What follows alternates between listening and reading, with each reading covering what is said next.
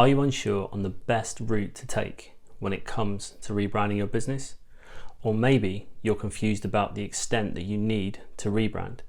Well, in this video, I'm going to go over the different types of rebrand so you can decide which one is best for you.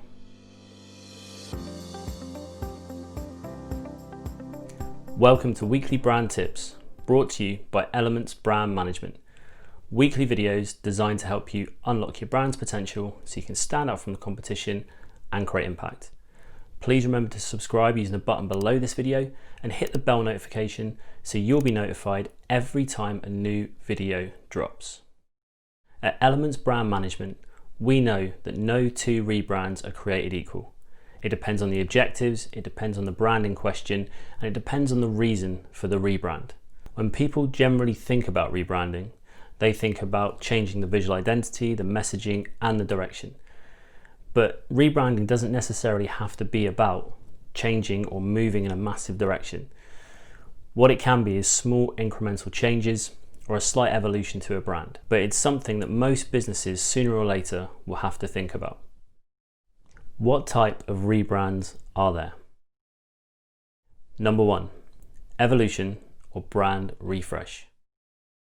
This is the most common type of rebrand you'll see and what the majority of brands do when they rebrand. And what it is generally when a brand wants to mark a new era or an evolution to the company, but not do a massive change when it comes to the strategy or the business development point of view. So it's more of an evolution, a brand refresh, as opposed to being a complete rebrand and change of direction. The visual identity will usually change along with the messaging, but seldomly does the internal brand change. So not the positioning, not the mission, and not the vision. It's generally just a refresh of the visual identity and the messaging, a kind of overhaul of how it feels, how it looks, what the brand kind of is being presented as to the audience.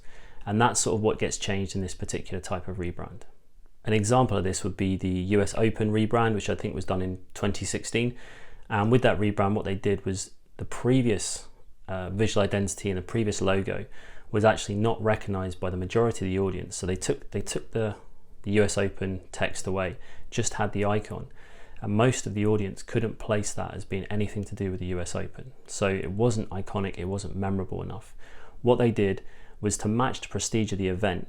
The agency involved, they rebranded, they added energy, vibrancy, changed the colors, but they didn't do anything to change the strategy or the positioning. They just literally rebranded it from a visual point of view, and it had a massive impact. And what it's done is it's elevated the branding to match the prestige of the event. And in fact, in this example, it was the brand that was lagging behind the company or the event in this particular example, and they brought the brand up to match the prestige of the event. And it's done a really good job. There'll be a link in the description below where you can check this out, but it's a great example of an evolution or a brand refresh. Number 2, the pivot or semi-full rebrand. This type of rebrand is when you're looking to reposition the brand or drastically extend the product line, or maybe the old brand is now a shadow of what you are now currently as a company. So you've changed so much that you need to adjust to that, or it might be that you're going after a new audience. Now this type of rebrand looks at the internal brand, so it looks at the strategy, it looks at the core brand. So that'll be the mission, the vision, the values, and the purpose. And it adjusts that along with the visual identity and the brand's personality. This type of rebrand tries to keep the heritage of the brand intact whilst moving it forward. The name will rarely change in this type of rebrand, and it's about leveraging the existing brand in order to take it in that new direction. This is what BlackBerry had to do in 2016 with the help of Cunningham Collective. They were on life support at that time because of the iPhone and other smartphones coming in and knocking this once industry leader off the top of the category. So they applied a pivot rebrand, and they managed to rebrand themselves and reposition the brand as a security software and services company dedicated to the enterprise of things. So they shifted from just selling phones that had really great security to a security software and systems supplier dedicated to the enterprise of things. So it was a complete pivot. They had to change because the business was on life support. And this is a great example of a pivot rebrand or a semi-full rebrand. They kept the name, The logo stayed pretty much the same, the identity stayed the same, but they pivoted, they changed their messaging, and they changed their strategy, and they changed the brand direction. Comment below with the best examples of rebrands you've seen and which has been your favorite. Number 3, overhaul or full rebrand. Now this is rarer than the other 2 rebrands we've seen so far, and it's generally used when the business is in such a position that you completely need to change direction.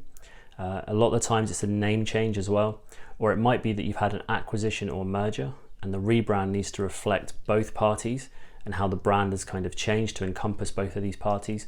Or it might be that you're trying to signal to your audience that you have no connection to what the brand was previously. This is also sometimes needed when you're venturing into new markets or territories in order to resonate with the local audience or community. This type of rebrand can actually involve a complete name change, full visual identity change, change in strategy, the internal brand, and the personality. It doesn't always have to have a name change, but a lot of times it will. And if you're doing an acquisition or merger, it might be 2 names coming together or an amalgamation of the 2. Or you might find that if it's a business at a point where they're looking to really shift direction and change focus and get away from what the brand was previously, or they're venturing into a new industry or category, that they will completely change in terms of name and everything to do with the brand. An example of this would be Instagram. So before it was Instagram, before the photo sharing platform took off, it was called Bourbon, and it was a location sharing app. So you'd go to a location, you take photos, you'd earn points for sort of checking in and uploading photos. Now this didn't take off at all. So they completely rebranded as something totally different as Instagram and just took the photo sharing part of that app and used that.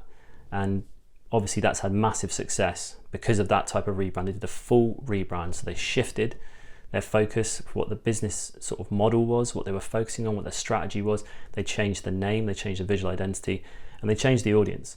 And the full rebrand in that case helped them a lot because it's obviously where Instagram is today, obviously being acquired by Facebook. And if they hadn't have done that, who knows where that app Bourbon would be today. Number 4, the incremental or brand update. So this is something that you see a lot of big brands doing, and it's slightly different to the previous 3 that we've shared. It's closer to the first one, the evolution type of rebrand. And what it is what you see brands like Shell and Starbucks doing. So it's small incremental changes, generally moving forwards in time. They're kind of, there's minimal changes to the visual identity. The brand is staying the same. It's just a refresh visually. And a lot of times that could be due to technology. It might be to do with simplifying the brand, due to them building up enough brand equity over time to be able to do that. So say with Starbucks, they've removed the lettering around the edge of the logo and it's just the mermaid now. Or if you look at Shell, it's just the shell. Or if you look at MasterCard now, what they've done is they've removed MasterCard from underneath and you've just got the 2 circles. And this is because they've built up enough brand equity over decades of having the same brand and just incrementally changing it, that they can simplify, and it's still iconic, it's still memorable, and it still triggers that recognition in sort of the general public and their audience. These are generally more about marking a new chapter for the business. So it's marking a signal to the audience that there is something happening that's a slight change, but keeping hold of that heritage. So they don't want it to change too much. It's just a sort of a new coat of paint, but not to the extent of, say, the US Open, which we mentioned in the first example. It's more of a slight change, just an incremental change.